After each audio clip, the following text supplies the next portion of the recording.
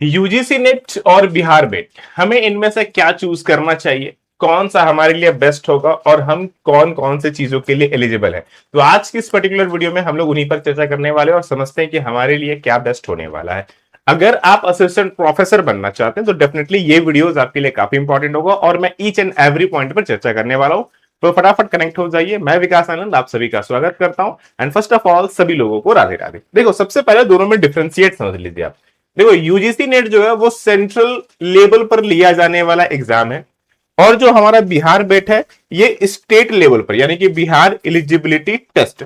ये ना केवल बिहार में होता है बल्कि भारत में जितने भी राज्य हैं वो सभी इसी तरह से एग्जाम अपने स्टेट लेवल पर लेते हैं। इसके अलावा एक यूजीसी नेट है, ये भी होता है। तो ये दो तरह का एग्जाम्स है और दोनों का मकसद एक ही है, बोल सकते हैं असिस्टेंट प्रोफेसर बनना। बट दोनों में बहुत सारी चीजों में डिफरेंशिएट देखने को मिलता है। क्या क्या डिफरेंशिएट है, हमें क्या करना चाहिए, उस पर हम लोग चर्चा करते हैं। ठीक है कि भाई हमें क्या चूज करना चाहिए, हम इनमें से किस रास्ते पर जाए, यूजीसी नेट की ओर जाए या फिर बिहार बेट की ओर जाए। तो वो सबसे पहले दोनों में समझते हैं कि भाई ये है क्या और किस तरह का डिफरेंशिएट देखने को मिलता है। अगर मैं बात करूं यूजीसी नेट की और अगर मैं बात करूं बिहार के बेट की, तो सबसे पहला मैं बात करता हूं क्वालिफिकेशंस को लेकर के। सबसे पहली मैं बात करता हूं, ठीक है, क्वालिफिकेशंस को लेकर के। देखो, क्वालिफिकेशन दोनों में सेम ही है भाई। पीजी में आपके पास 55% मार्क्स चाहिए। कितना चाहिए सर? दोनों में सेम है। पीजी में आपको चाहिए 55% का मार्क्स। ये अगर आपके पास है आप एलिजिबल है। अब यहां पर बात करते हैं कि सर रिलैक्सेशन भी कुछ मिलता है। हाँ, रिलैक्सेशन मिलता है अगर आप सेंट्रल लेवल पर, सेंट्रल की जो लिस्ट आती है उसमें एसटी एससी कैटेगरीज में अगर आप आते हैं, ओबीसी वगैरह में आते हैं, तो हाँ यहां पर आपको 5% का रिलैक्सेशन मिलेगा। मतलब अगर आप किसी कैटेगरी वाइज में अगर आते हैं तो वहां पर आपको, वो भी सेंट्रल लिस्ट में, तो आपको 50% की नीड होगी। लेकिन बिहार की बात करूं तो बिहार में आप जब तक बिहार के क्या बोलते हैं, बिहार राज्य के लिस्ट में बिहार के नागरिक हैं, बिहार राज्य के लिस्ट में आते हैं, तभी आपको रिलैक्सेशन मिलेगा एसटी एससी में। अब यहां पर एक क्वेश्चन उठता है कि सर अगर मैं झारखंड से हूं और बिहार का फॉर्म भरूं तो आप भर सकते हैं, लेकिन वहां पर आप 55% यानी कि जनरल कैंडिडेट के तौर पर काउंट होंगे। तो यहां पर सिर्फ और सिर्फ बिहार के, याद रखिएगा, सिर्फ और सिर्फ बिहार के बच्चों को यहां पर कैटेगरी वाइज छूट मिल सकता है और उनको यहां पर 50% को रिलैक्सेशन दिया जाएगा। अदर वाले भर सकते हैं लेकिन 55% उनको लगेगा। तो ये तो हुआ भैया रिलैक्सेशन को लेकर के, जो एज की बात हो गई। अब आते हैं सर यहां पर एग्जाम पैटर्न की। सर एग्जाम पैटर्न क्या होने वाला है? देखो, एक सिंपल सी बात समझिए, दोनों में एग्जाम पैटर्न एक जैसा होगा, कोई डिफरेंशिएट नहीं है। इसमें भी हमारा पेपर 1 होगा प्लस पेपर 2 होगा, इसमें भी आपका पेपर 1 होगा प्लस पेपर 2 होगा। पेपर 1 से 50 क्वेश्चन होंगे, पेपर 2 से 100 क्वेश्चन होंगे। यहां पर भी सिमिलर होगा, कोई डिफरेंशिएशन नहीं है। दोनों में सेम चीजें देखने को मिलती है, कोई किंतु परंतु की गुंजाइश यहां नहीं है। क्लियर है? यहां पर यह बात भी क्लियर हो गया, आई होप सो। दूसरा एक क्वेश्चन ये भी आता है कि सर नेट में हमें जेआरएफ मिलता है। अब ये जेआरएफ क्या है? जूनियर रिसर्च फॉलोशिप, ठीक है ना, वो एक हमें बेनिफिट मिलता है। तो ये आपको सिर्फ और सिर्फ यूजीसी नेट में मिलता है, बिहार में नहीं मिलने वाला। बिहार क्या, किसी भी स्टेट एलिजिबिलिटी टेस्ट में आप देते हो वो कहीं नहीं मिलता है, ठीक है ना। इसके अलावा एक नया सेशन इस बार एड ऑन हुआ था, वो था पीएचडी का। सर पीएचडी, पीएचडी में सिर्फ और सिर्फ आप वो यूजीसी नेट में देखने को मिलेगा, बिहार वाले या फिर किसी भी स्टेट में ये नहीं मिलने वाला है। एक और चीज है जिसमें सबसे इंपॉर्टेंट है, वो है हमारा असिस्टेंट प्रोफेसर। इसकी बात करूं तो यस, यूजीसी नेट में तो ये आपको मिलता ही मिलता है, साथ ही साथ में ये आपको बिहार वाले में भी मिलेगा। तो ये बेसिक सी चीजें हैं जो आपके दिमाग में क्लियरिटी रहनी चाहिए, राइट। मतलब अगर आपके पास यूजीसी नेट करना है या बिहार बेट करना है, ये तो आपको समझ में आ गया कि भाई हमें इनमें से कौन सा करना है और क्या एलिजिबिलिटी होगी। ये बेसिक चीजें हमने आपको समझा दी है, राइट। अब यहां पर जैसा कि मैंने आपको स्टार्टिंग में ही समझाया, अगर आप यूजीसी नेट करते हो तो ना भारत के हर एक राज्य में आप एलिजिबल हैं। लेकिन अगर आप बिहार बेट करते हैं तो सिर्फ और सिर्फ बिहार, सिर्फ और सिर्फ बिहार के लिए आप एलिजिबल हैं, पूरे भारत में एलिजिबल आप नहीं रहेंगे। तो दोनों का सबसे बड़ा डिफरेंस आप बोल सकते हो यही है कि जो यूजीसी नेट है वो नेशनल लेवल पर है, लेकिन बिहार जो है वो पर्टिकुलर आपके स्टेट यानी कि सिर्फ और सिर्फ बिहार में आकर के रुक जाएगा और वहीं पर खत्म हो जाता है। तो यहां तक तो बेसिक चीजें समझ में आ गई। अच्छा, जहां पर जब हम लोग इस तरह की बातें करते हैं तो हमें समझना भी चाहिए कि हमारे लिए क्या क्या स्कोप्स हैं। तो जैसा कि मैंने कहा कि यूजीसी में आपके पास क्या क्या स्कोप आता है, अगर मैं बात करूं यूजीसी की तो हमारे पास क्या क्या स्कोप है, 3 स्कोप मिलते हैं। फर्स्ट वन इज पीएचडी का, second one is assistant professor का, and third one is JRF का। और अगर मैं बात करूं बिहार की बेट की तो हमारे पास यहां पर सिर्फ एक ही ऑप्शन आएगा, वो है असिस्टेंट प्रोफेसर का। ये मैंने आपको पहले ही बताया। तो अगर आपने नेशनल लेवल यानी कि यूजीसी नेट अगर क्लियर किया तो आप सेंट्रल यूनिवर्सिटीज में भी एज असिस्टेंट प्रोफेसर अप्लाई कर सकते हैं। आप जितनी भी स्टेट यूनिवर्सिटी है, चाहे वो बिहार का क्यों ना हो, चाहे वो झारखंड ही क्यों ना हो, या भारत का कोई भी राज्य क्यों ना हो, या फिर अदर कोई भी हो, आप सभी के लिए एलिजिबल हो जाएंगे, अप्लाई कर सकते हैं। जितनी भी प्राइवेट यूनिवर्सिटीज है आप उसके लिए भी एलिजिबल हो जाएंगे। पीएचडी में एडमिशन लेना है पूरे भारत में, आप उसके लिए एलिजिबल हो जाएंगे। सब जगह आप एलिजिबल हैं। अगर आपने बेट किया है तो सिर्फ और सिर्फ बिहार स्टेट की यूनिवर्सिटीज और कॉलेजेस में ही आप जा सकते हैं, दूसरा कहीं नहीं जा सकते।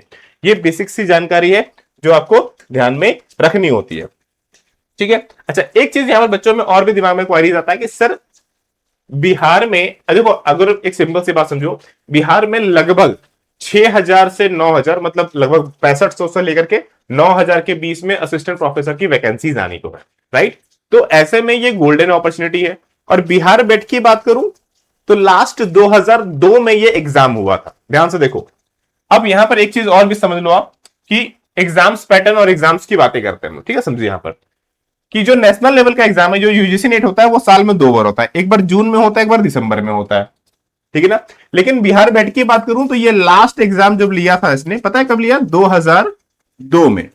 मतलब जाकर के भैया 24 सालों के बाद ये एग्जाम कंडक्ट होने वाला है, 24 सालों के बाद। और अच्छी खासी वैकेंसीज भी डेफिनेटली यहां देखने को मिलने वाली है, 6,000 से 9,000 के बीच में वैकेंसीज हमें देखने को मिलने वाली है। तो बिहार बेट के लिए क्या चाहिए, तो सबसे पहले आते हैं बिहार में अगर आपको असिस्टेंट प्रोफेसर बनना है तो आपको क्या चाहिए होगा।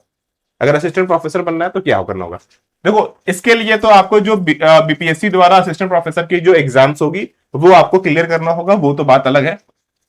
जो हमारा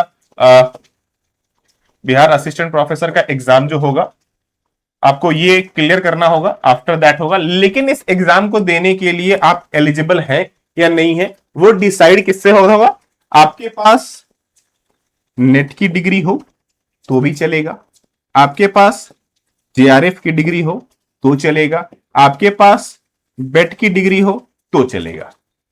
नेट हो, जेआरएफ हो, बेट हो, इन तीनों में से कोई भी डिग्री आपके पास है, आपके लिए ये द्वार खुल जाएगा। तो अब करना क्या है आपको यूजीसी नेट और बेट दोनों देना चाहिए, दोनों एग्जाम्स प्रिपेयर करना चाहिए, ठीक है ना।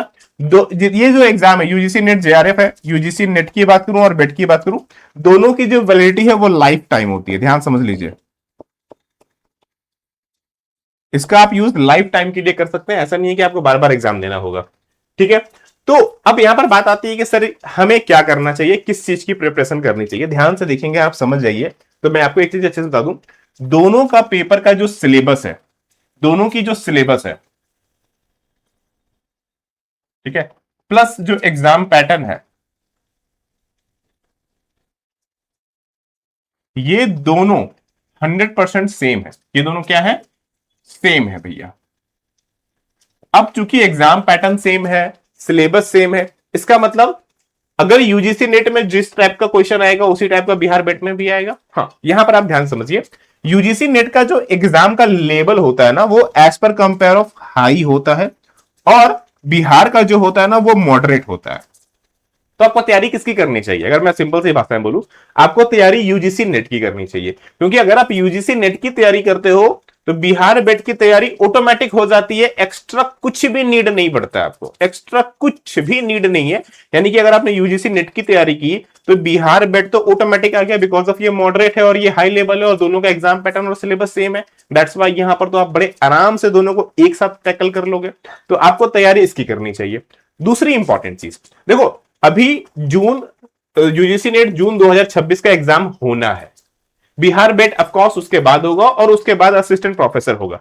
तो आपके पास दो मौके हैं, एक तो यूजीसी नेट जून वाला एग्जाम मौका है, दूसरा आपके पास बेट वाला मौका है। अगर आपने यूजीसी नेट का एग्जाम दिया और सपोज ये एग्जाम निकल गया, तब तो झंझट ही खत्म हो गई।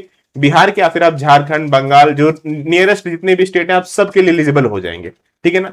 लेकिन अगर बाई चांस ये एक दो नंबर से नहीं निकला, इसका मतलब है भैया बिहार बेट तो आपका निकल ही जाना है, बिकॉज ऑफ ये मॉडरेट लेवल पर ऑलरेडी आता है। तो यहां पर कहीं ना कहीं आपका एग्जाम जो है बड़े आराम से आप निकाल पाएंगे।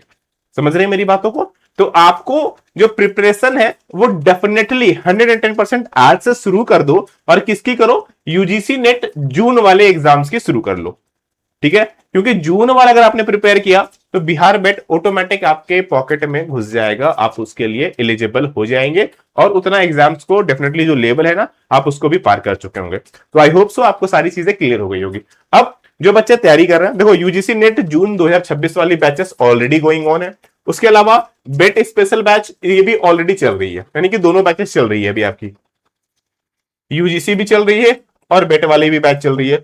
आपको जो भी एनरोलमेंट करना हो, स्पेशली फॉर दी कॉमर्स, क्योंकि आपको पता है कि मैं स्पेशली कॉमर्स से क्लासेस लेता हूं, तो कॉमर्स की जितनी भी क्लासेस है वो ऑलरेडी स्टार्ट हो चुकी है। और सबसे अच्छी बात, इस बार पेपर 2 स्पेशली मैं ही कवर करने वाला हूं आपका, तो सबसे अच्छी बात यही होने वाली है। तो पेपर 1 प्लस पेपर 2 दोनों चीजें हम लोग क्लास लेने वाले हैं, और लाइव क्लासेस ऑलरेडी स्टार्ट हो चुकी है।